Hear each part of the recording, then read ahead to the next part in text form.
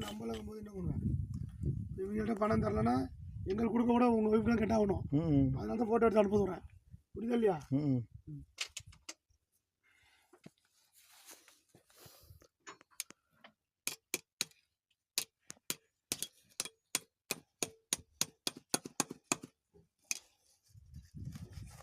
கட்டிங்கன்னா என்ன மட்டமாக இருக்கும். இன்னும் கட்டையை மட்டும் கிடையாது.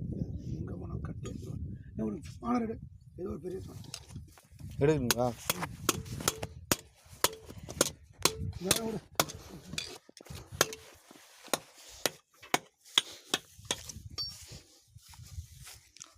இதுதான் கட்டை இருக்குதா? ஈஸியாக இருக்கும்.